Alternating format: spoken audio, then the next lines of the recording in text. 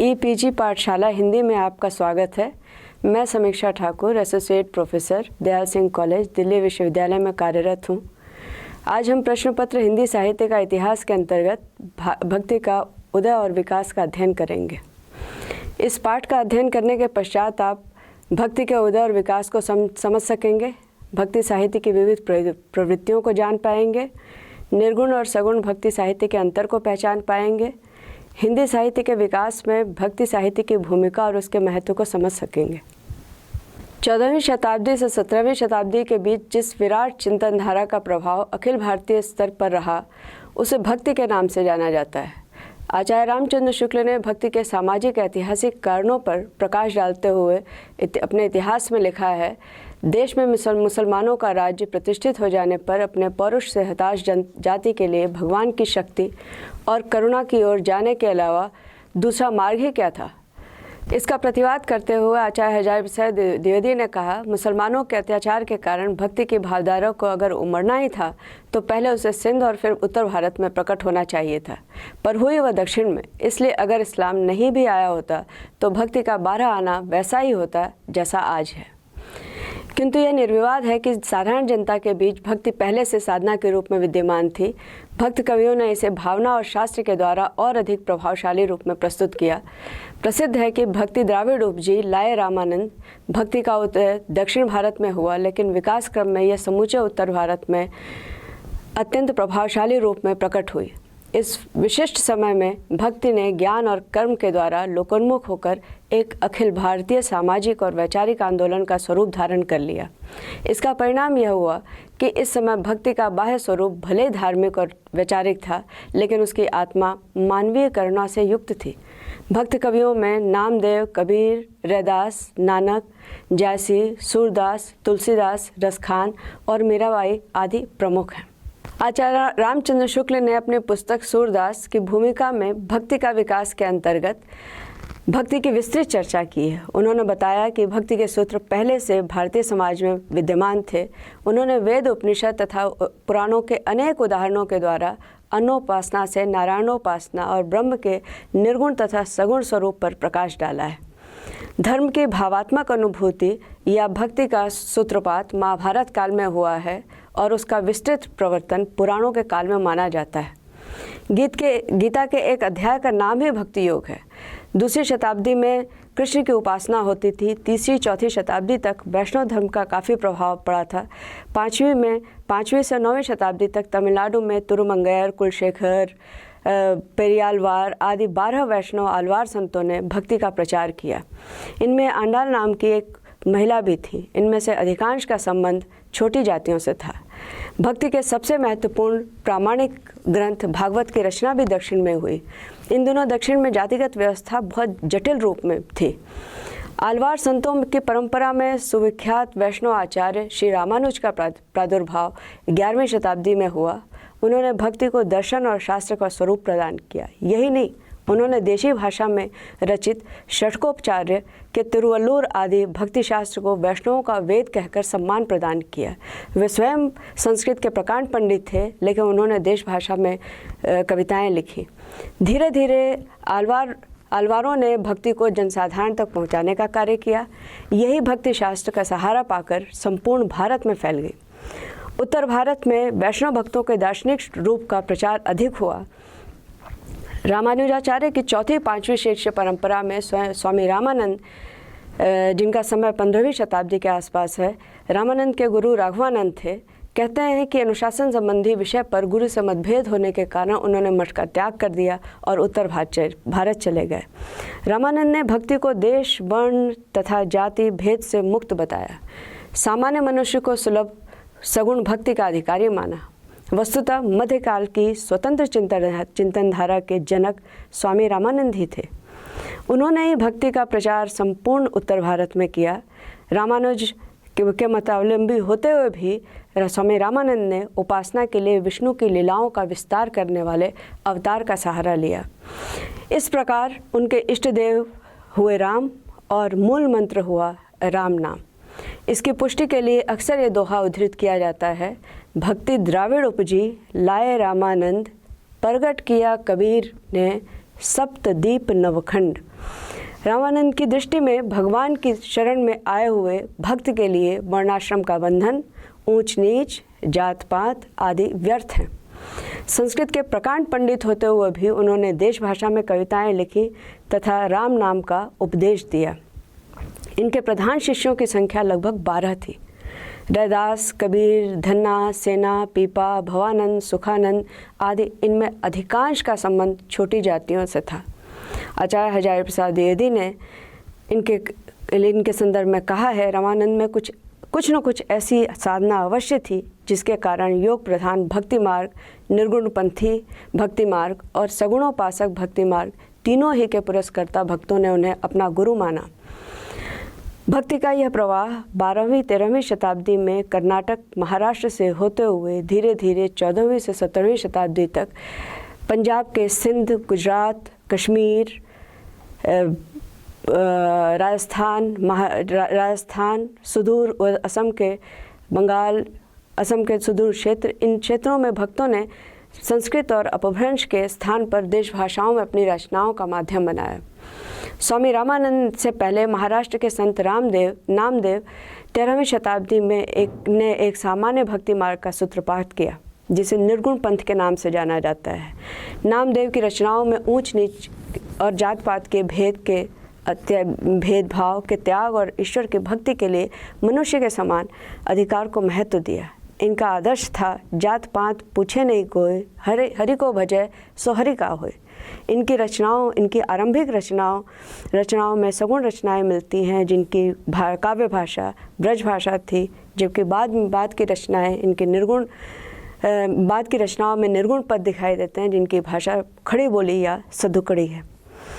इस प्रकार हम देखते हैं कि देश के पूर्व में जब जयदेव ने गीत गोविंद के द्वारा कृष्ण प्रेम की अभिव्यक्ति की, मिथिला के विद्यापति ने कृष्ण से संबंधित गीतों की रचना की, तो उत्तर मध्य भारत में रामानंद ने 15वीं शती में अवतारी राम की उपासना पर बल दिया और वल्लभाचार्य ने कृष्ण की प्रेम मूर्ति का प्रचार किया। इस प्रकार दक्षिण से उत्तर भारत तक आते आते भक्ति के 2 स्वरूप दिखाई देने लगे, एक निर्गुण और दूसरा सगुण।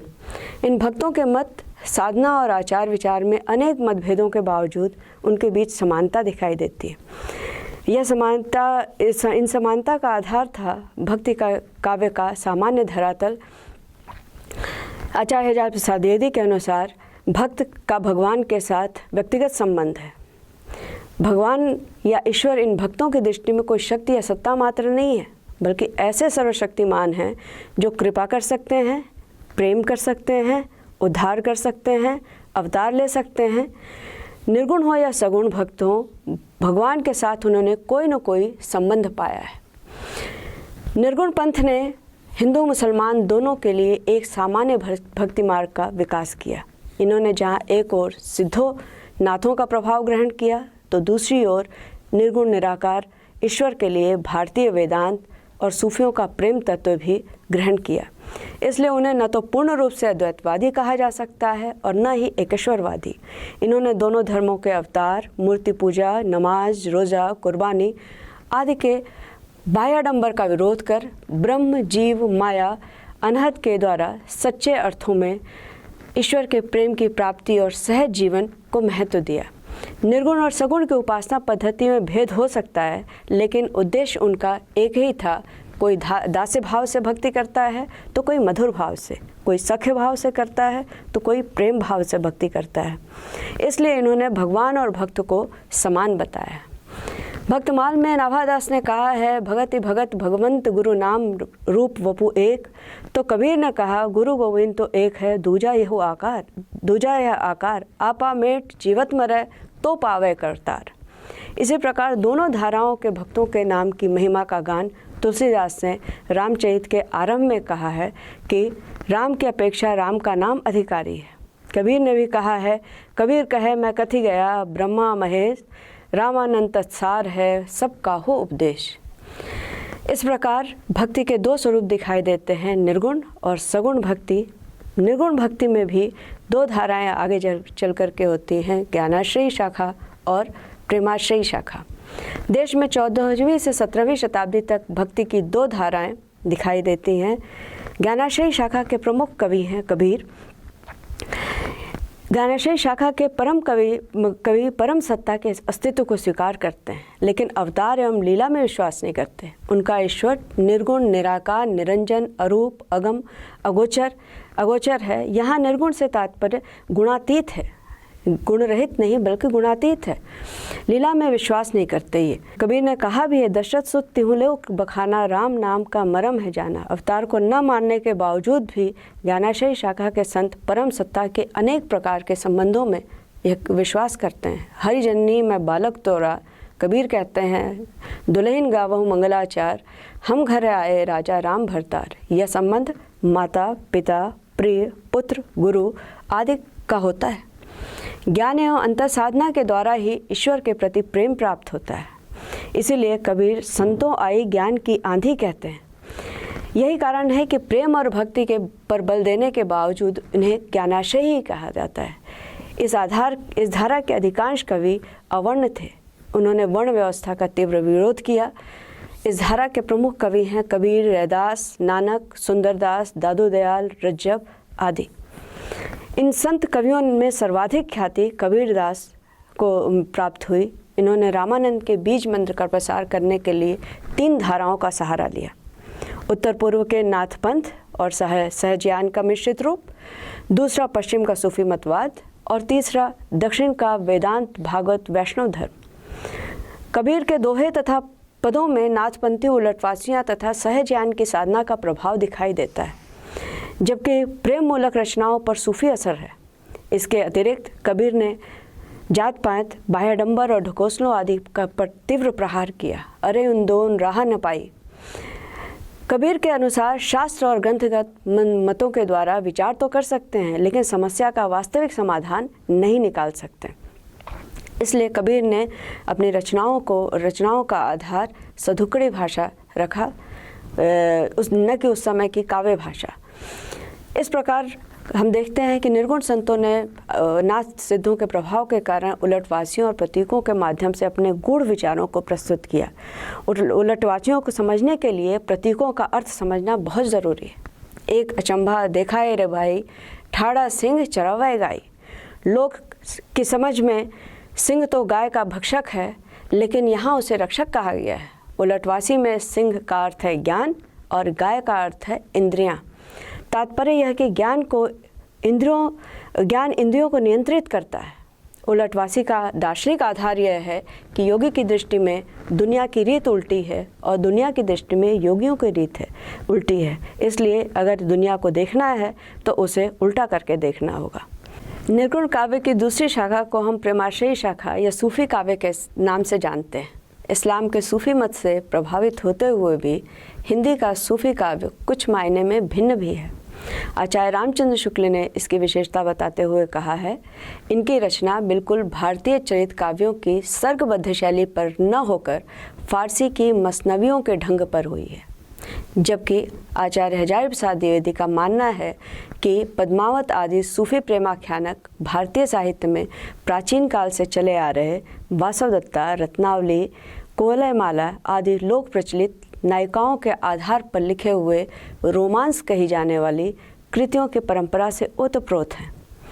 सूफी कवियों ने लौकिक एवं कल्पित प्रेम कथाओं के माध्यम से प्रेम तत्व के महत्व को बताया है। इनकी काव्य पद्धति में संस्कृत, प्राकृत के प्रेमाख्यानकों और फारसी की मसनवियों का अनुसरण किया गया है। हिंदी के सूफी कवियों में मुल्ला दाऊद का चंदायन, मलिक मोहम्मद जैसी का पद्मावत, मंझन के मधुमालती, कुतुबन का मृगावती, उस्मान की चित्रावली आदि शामिल हैं।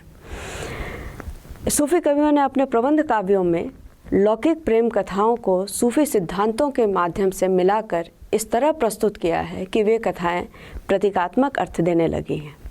सूफी कवियों ने परम सत्ता के साथ मधुर या दाम्पत्य भाव स्थापित किया, जिसका प्रतिबिंब संपूर्ण संसार में दिखाई देता है। इनके यहाँ नायिका परम सत्ता का प्रतीक है, परम सत्ता का रूप है। इसलिए नायिका के विश्वव्यापी वर्णन में हिंदी के सूफी कवियों ने वेदांत के अहम ब्रह्मास्मि सर्वम खलविदम ब्रह्म के सर्वात्मवाद का निर्वाह किया है। पद्मिनी का सौंदर्य का वर्णन करते हुए जैसी कहते हैं, सरवर तीर पद्मिनी आई, खोपा छोरी केस मुकलाई, बेनी छोरी झारे जो बारा, सरक पतार होई अंधियारा, बरनी के बरनो इमी बिनी इमी बनी, साधे बान जान दुई अनी, उन बानन अस्को जो न मारा, बेधि रहा सगरे संसारा। इसी प्रकार विरह का भी व्यापक वर्णन किया गया है। मंझन मधुमालती में कहते हैं, कोटि माही बिरला जग कोई, जाहि शरीर बिरह दुख होई। इसी कारण सूफियों को प्रेम की पीर का कवि भी कहा जाता है। प्रेम इनके लिए सबसे ज़्यादा महत्वपूर्ण था, इसलिए प्रेम की महिमा के बारे में बताते हुए जैसी कहते हैं, मानस प्रेम भय बहुकुंठी, नाहित काह छार भरी मुट्ठी, प्रेम पहाड़ कठिन विधि गढ़ा, सोपे चढ़े जो सिर सो चढ़ा। अर्थात मनुष्य के प्रेम को वही प्राप्त कर सकता है, मनुष्य के प्रेम को जो प्राप्त करता है वह वैकुंठ प्राप्त करता है, नहीं तो उसके लिए एक मुट्ठी छार है। दोहे चपाइयों में निबद्ध और मसनवी शैली में लिखे होने के कारण इन प्रबंध काव्यों में अल्लाह, हजरत मोहम्मद, उनके 4 मित्रों, शाह वक्त, शाह शेर शाह सूरी, गुरुओं तथा पीरों की वंदना, नक्शिक वर्णन, 12 मासा पद्धति आदि काव्य रूढ़ियों का पालन किया गया है। सभी सूफी रचनाओं की भाषा अवधि है। हठयोग, कुंडलिनी योग आदि साधनाओं का इन कवियों पर पर्याप्त प्रभाव दिखाई देता है। अहिंसा का संदेश भी है। इस प्रकार हिंदी के सूफी कवि बहुत कुछ फारसी मसनवियों के आधार पर रचित होते हुए भी मध्यकाल की प्राकृत अपभ्रंश परंपरा के रोमांचक आख्यानकों से जुड़े हुए हैं। भक्ति की दूसरी धारा को हम सगुण भक्ति के नाम से जानते हैं। शंकराचार्य के मायावाद या विवर्तवाद के विरुद्ध रामानुजाचार्य ने विशिष्टाद्वैतवाद और वल्लभाचार्य ने शुद्धाद्वैतवाद के द्वारा ईश्वर के सगुण साकार रूप की उपासना की। इनके इष्ट अवतार ग्रहण करते हैं, असुरों का नाश करते हैं, लीलाओं के द्वारा लोक मंगल और लोक रंजन करते हैं। सगुण मत में विष्णु के अनेक अवतारों की उपासना की जाती है। इनमें सबसे अधिक लोकप्रिय हुए राम और कृष्ण। कालक्रम की दृष्टि से कृष्ण भक्ति शाखा का समय पहले आता है। महाप्रभु वल्लभाचार्य ने उत्तर भारत में कृष्ण भक्ति को दार्शनिक आधार प्रदान किया, जिसके कारण कृष्ण भक्ति को नया आदर्श और नई प्रेरणा मिली। कृष्ण भक्ति का आधार ग्रंथ श्रीमद् भागवत है। कृष्ण लीला गान की परंपरा समाज में पहले से विद्यमान थी, जैसे जयदेव का गीत गोविंद, चंडीदास के पद और विद्यापति के पद। किंतु इन पदों में कृष्ण की सिर्फ भक्ति थी, सिर्फ उपासना थी, उसका वैचारिक दार्शनिक आधार मौजूद नहीं था। वल्लभाचार्य ने विशिष्ट शुद्धाद्वैत के द्वारा ब्रह्म के स्वरूप की विवेचना की। अद्वैतवाद के विरुद्ध, मायावाद के विरुद्ध उन्होंने उनके अनुसार जगत वास्तविक है, माया नहीं। वल्लभाचार्य के अनुसार ब्रह्म अपने सत्य, चित्त और आनंद तीनों का आविर्भाव और तिरोभाव करता रहता है। जीव में सत और चित्त का आविर्भाव तो रहता है, लेकिन आनंद का तिरोभाव हो जाता है। जड़ में केवल सत का आविर्भाव रहता है और चित्त तथा आनंद का तिरोभाव हो जाता है। इसलिए श्री कृष्ण की लीलाएं लोक रंजक लीलाएं नित्य हैं, जिनके द्वारा वे नित्य विद्यमान हैं। इसलिए जगत वास्तविक है, मिथ्या नहीं है।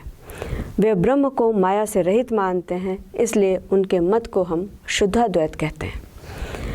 इसी क्रम में वे प्रेम लक्षणा भक्ति के लिए ईश्वर के अनुग्रह को अनिवार्य मानते हैं, जिसे वे पुष्टि या पोषण कहते हैं। वल्लभाचार्य के शुद्धाद्वैत का संबंध रुद्र संप्रदाय से है और रुद्र संप्रदाय के प्रवर्तक विष्णु स्वामी थे। वल्लभाचार्य ने पुष्टि या पोषण को सबसे ज़्यादा महत्वपूर्ण माना। पोषणम तदनुग्रह, इसी आधार पर उन्होंने स्वयं को पुष्टि मार्गी कहा है। वल्लभाचार्य ने 3 प्रकार के जीवों की चर्चा की। पहला पुष्टि जीव, जो ईश्वर के अनुग्रह पर आश्रित रहता है और उनकी नित्य लीला का अंग बनता है। दूसरा मर्यादा जीव, जो वेद के विधि निषेध का अनुसरण करते हैं। तीसरा प्रवाह जीव, जो सांसारिक सुखों में पड़ते रहते हैं। इसमें सर्वोत्तम वल्लभाचार्य ने सर्वोत्तम पुष्ट जीव को माना है। वल्लभ संप्रदाय ने अष्टछाप की स्थापना की, जिसमें 4 वल्लभाचार्य के शिष्य थे। सूरदास, कृष्णदास, परमानंद दास, कुम्भन दास, तथा 4 वल्लभ के पुत्र विठलनाथ के शिष्य थे, नंददास, चतुर्भुजदास, जीत स्वामी, गोविंद स्वामी। उनकी भक्ति माधुर्य भाव की थी। हिंदी के कृष्ण भक्त कवियों में अष्टछाप के कवियों के अतिरिक्त मीराबाई और रसखान ने भी उच्च कोटि की कृष्ण भक्ति की रचनाएं की। 84 वैष्णव की वार्ता के अनुसार सूरदास को जब महाप्रभु वल्लभाचार्य ने भगवत भजन करने के लिए कहा तो सूरदास ने प्रभु को प्रभु हो सब पतितन कोटि को तथा हो हरि सब पतितन को नायक सुनाए। सुनकर महाप्रभु ने कहा, सूर वह के कैसे ऐसे घुघियात काहे को हो, कछु भगवत लीला वर्णन करो। इसके बाद सूरदास ने लीलाओं का गान आरंभ किया। सूरदास की रचनाओं में सूरसागर, सूरसारावली, साहित्य लहरी प्रमुख हैं। सूरदास ने मुख्यतः बाल लीला, गोचारण, वंशी वादन, रास और भ्रमर गीत का ही वर्णन किया है। कृष्ण की बाल लीलाओं का जितना और जैसा वर्णन सूरदास ने किया वैसा पूरे विश्व साहित्य में दुर्लभ है। सूर ने बाल कृष्ण के रूप, सौंदर्य, चेष्टाओं का अत्यंत स्वाभाविक और मनोवैज्ञानिक वर्णन किया है। वल्लभाचार्य भी बाल कृष्ण की उपासना करते थे। सूरदास ने कृष्ण के जन्म, चहल पहल, नृत्य गान और उल्लास का वर्णन करने के बाद लीलाओं और चेष्टाओं का अत्यंत स्वाभाविक और मनोहारी चित्र प्रस्तुत किया है, जिसमें बाल सुलभ, स्पर्धा, क्षोभ, क्रोध जैसे अनेक मनोभाव हैं।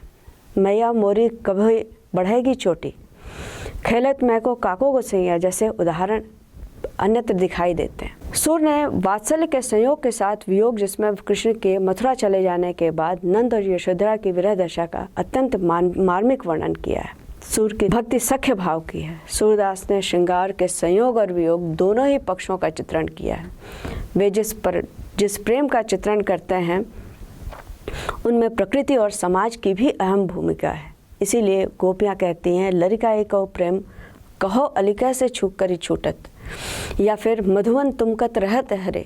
भ्रमर गीत पर प्रसंग को आधार बनाकर सूरदास ने वियोग श्रृंगार का अद्भुत वर्णन किया है, जिसके अंतर्गत गोपियों की विरह वेदना, उद्धव का ब्रज आगमन, उनका गोपियों का संदेश देना, गोपियों की व्यंग्योक्ति, वाग विदग्धता और तार्किक संवाद का वर्णन दिखाई देता है। उन्होंने भ्रमर गीत प्रसंग के द्वारा निर्गुण का विरोध और सगुण का समर्थन किया है, जो कि उस समय बहुत विवादित विषय होता था। इसका उल्लेख रामचरितमानस में तुलसीदास ने भी किया है। उद्धव गोपियों को निर्गुण उपदेश देते हैं तो गोपियाँ तर्क करती हैं। अंत में उद्धव सगुण भक्ति के रंग में रंगे हुए वापस कृष्ण के पास चले जाते हैं। संपूर्ण भक्ति काव्य में सूर्य की गोपियों की भांति कोई भी स्त्री ऐसी तार्किक बातें करती नहीं दिखाई देती। सूरदास के गेय पदों में ब्रज भाषा का माधुर्य देखने को मिलता है। सूरदास के अतिरिक्त कृष्ण भक्त कवियों में मीराबाई का स्थान अप्रतिम है। मीरा ने अपने पदों के माध्यम से कृष्ण के जिस मोहक रूप का चित्रण किया है उसमें कृष्ण बांके बिहारी, गिरधर नागर, मुरली बजाने वाले हैं। इसको हम माधुर्य भक्ति के रूप में जानते हैं। मीरा की विरह वेदना से संबंधित पदों में अनुभव की मार्मिकता और सच्चाई के दर्शन होते हैं, जबकि कहते हैं कि मीरा रैदास की शिष्या थी। मीरा के पदों पर निर्गुण, सगुण, सूफी मत, नाथ पंथ आदि सबका प्रभाव दिखाई देता है। मीरा ने कहा है, संतन ढिग बैठ बैठ लोक लाज खोई। मीरा की भक्ति माधुर्य भाव की थी, इसलिए उन्होंने अपने इष्ट कृष्ण को प्रियतम या पति के रूप में प्रस्तुत किया है। मीरा के पद संगीतात्मकता, शब्द चयन, पद विन्यास, वाक्य संरचना तथा ध्वनि प्रयोगों के कारण सहज ही गुणी गायकों के कंठ में बस जाते हैं। कृष्ण भक्त कवियों में सुजान रसखान में कृष्ण के व्यक्तित्व का चित्र खींचा है। रसखान ने सबसे पहले ब्रज प्रेम का वर्णन किया है। इसके लिए उन्होंने सवैया छंद का प्रयोग किया। इस प्रकार हम देखते हैं कि कृष्ण भक्त कवियों ने वल्लभाचार्य के शुद्धाद्वैत को आधार बनाकर भक्ति को उन्होंने लोकोन्मुख किया, लोक के करीब लाने की कोशिश की, क्योंकि उनके अनुसार जगत वास्तविक है। सगुण भक्ति शाखा की दूसरी महत्वपूर्ण भक्ति है राम भक्ति शाखा। हिंदी में राम भक्ति के प्रवर्तक रामानुजाचार्य के शिष्य परंपरा में आने वाले स्वामी रामानंद हैं। रामानंद ने रामानुजाचार्य के विशिष्टाद्वैत मत को ही दर्शन के रूप में स्वीकार करते हुए विष्णु के अन्य रूपों में राम के रूप को लोक के लिए कल्याणकारी मानते हुए राम की उपासना पद्धति का प्रचार किया। हिंदी में राम भक्ति संबंधी 3 प्रकार की रचनाएं मिलती हैं। एक तो निर्गुण राम संबंधी काव्य, जिसके सबसे प्रसिद्ध कवि हैं कबीर। दूसरी काव्यधारा जो राम भक्ति की प्रधान काव्यधारा है, राम के सगुण रूप से संबंधित है, जिसके सर्वाधिक प्रसिद्ध कवि तुलसीदास हैं। इनके अतिरिक्त स्वामी अग्रदास, नाभादास, प्राणचंद चौहान तथा हृदय राम के नाम भी विशेष रूप से उल्लेखनीय है। तीसरी धारा राम भक्ति में रसिक संप्रदाय की है, जिसका विकास कृष्ण भक्ति के सखी संप्रदाय के प्रभाव से तुलसीदास के बहुत दिनों बाद अयोध्या के रामोपासक साधुओं के बीच हुआ। राम भक्ति की मुख्य धारा वही मानी जाती है जिसमें मर्यादा पुरुषोत्तम राम की सगुण भक्ति का निरूपण है और जिसके प्रतिनिधि कवि हैं गोस्वामी तुलसीदास। सगुण भक्ति धारा में जिन थोड़े से भक्त कवियों की रचनाएं मिलती हैं, उनमें तुलसीदास को छोड़कर अन्य भक्तों का ऐतिहासिक महत्व तो है, किंतु काव्योत्कर्ष की दृष्टि से काव्योत्कर्ष उनमें कम ही प्राप्त होता है। रामानंद की शिष्य परंपरा में राम भक्ति का प्रचार करने वाले तुलसीदास के 12 प्रामाणिक ग्रंथ मिलते हैं। कवितावली, दोहावली, जानकी मंगल, बरवै रामायण, वैराग्य संदीपनी, कृष्ण गीतावली इत्यादि। तुलसीदास ने ब्रह्म के सगुण और निर्गुण दोनों स्वरूपों की स्थापना करते हुए उनमें मतभेद माना है, किंतु व्यावहारिक क्षेत्र में राम विष्णु के अवतार दशरथ सुत ही हैं। जेहि इम गावहि वेद बुध जाहि तरहि मुनि ध्यान, सोई दशरथ सुत भगत हित कौशलपति भगवान। तुलसी के राम धर्म के उद्धार तथा अधर्म के विनाश के लिए अवतार ग्रहण करते हैं। वे सौंदर्य, शक्ति और शील तीनों विभूतियों से युक्त हैं।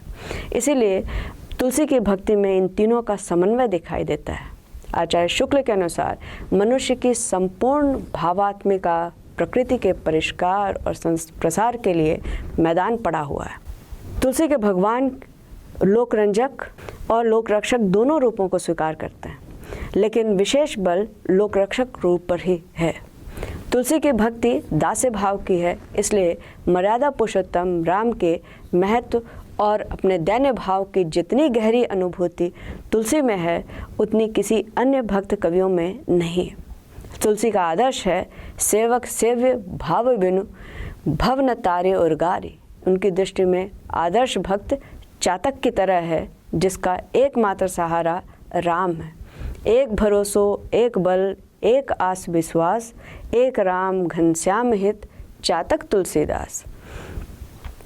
आत्मनिवेदन का जैसा भाव विवल रूप तुलसीदास की विनय पत्रिका में मिलता है, वह समूचे हिंदी साहित्य में दुर्लभ है। संपूर्ण आत्मसमर्पण तुलसी की भक्ति का सार है।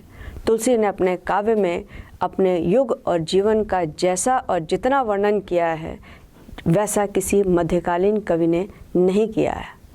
कवितावली में उन्होंने लिखा है, धूत कहो, अवधूत कहो, रजपूत कहो, जुल्हा कहे को, काहू की बेटी मिलने से बेटा न ब्याह, काहू की जात बिगाड़ब न सो।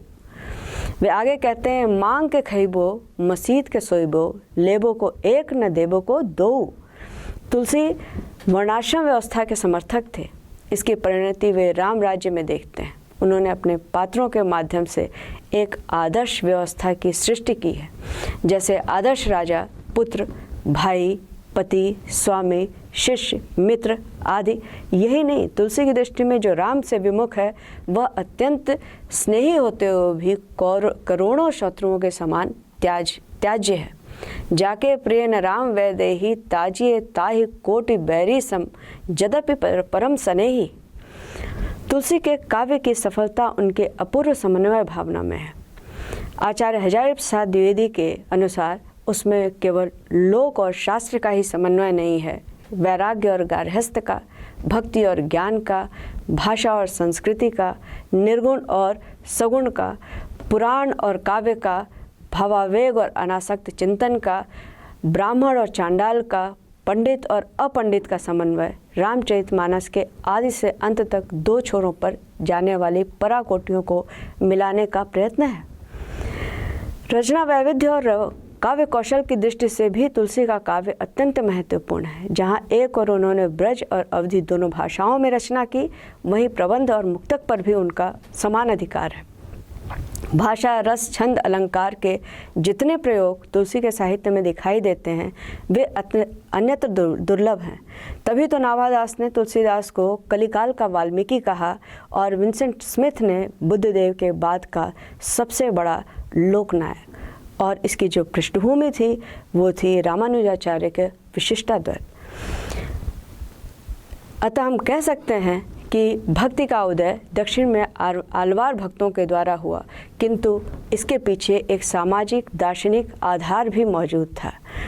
धीरे धीरे भक्ति ने अखिल भारतीय रूप ग्रहण कर लिया। भक्ति का बाह्य और आंतरिक स्वरूप सुनिश्चित करने में 4 प्रमुख संप्रदायों की चर्चा की जाती है: श्री संप्रदाय, मध्व संप्रदाय, रुद्र संप्रदाय और निम्बार्क संप्रदाय। श्री संप्रदाय का संबंध रामानुजाचार्य से है, जिन्होंने विशिष्टाद्वैत की स्थापना की। मध्व संप्रदाय का उल्लेख हिंदी में नहीं, मध्य संप्रदाय से संबंधित हिंदी में साहित्य नहीं मिलता है। निम्बार्क संप्रदाय का संबंध सनक आदि संप्रदायों से है। रुद्र संप्रदाय के प्रवर्तक विष्णु स्वामी थे, जिनकी परंपरा के महाप्रभु वल्लभाचार्य ने आगे जाकर शुद्धाद्वैत की स्थापना की। इन्होंने शंकर के मायावाद का विरोध अपने ही तरीकों से किया। ये दार्शनिक और भक्त दोनों ही की भूमिका में थे। रामानुजाचार्य के शिष्य रामानंद ने विष्णु के अवतार राम की निर्गुण और सगुण दोनों ही रूपों को आधार बनाकर उत्तर भारत में भक्ति का व्यापक प्रचार किया। निर्गुण राम के उपासकों में कबीर तथा नानक जैसे भक्त हुए। सगुण राम की लोकमंगलकारी लीलाओं को आधार बनाकर तुलसीदास ने रचनाएं की, तो महाप्रभु वल्लभाचार्य ने विष्णु के ही दूसरे अवतार कृष्ण को आधार बनाकर श्रीमद् भागवत की पुरानी कथा को संदर्भ देते हुए उन्होंने कृष्ण लीलाओं का गान किया। इस्लाम की सूफी काव्य परंपरा का भी असर दिखाई देता है। सूफी कवियों में जैसी का महत्वपूर्ण स्थान है, जिन्होंने इस्लाम के केशववाद के साथ ही सर्वात्मवाद का प्रयोग करते हुए नाथों सिद्धों से प्रभावित होते हुए उन्होंने सूफी काव्यों की रचना की। इस प्रकार 14वीं शताब्दी से 17वीं शताब्दी के बीच पूरे भारत में जिस विराट चिंतन धारा का असर दिखाई देता है, उसने विभिन्न प्रकार के दर्शन और भक्ति को उसने लोकोन्मुख किया। यही नहीं बल्कि अनेक महत्वपूर्ण भक्तों को जन्म दिया, जैसे कबीर, तुलसी, रैदास, सूरदास, मीराबाई, जायसी आदि।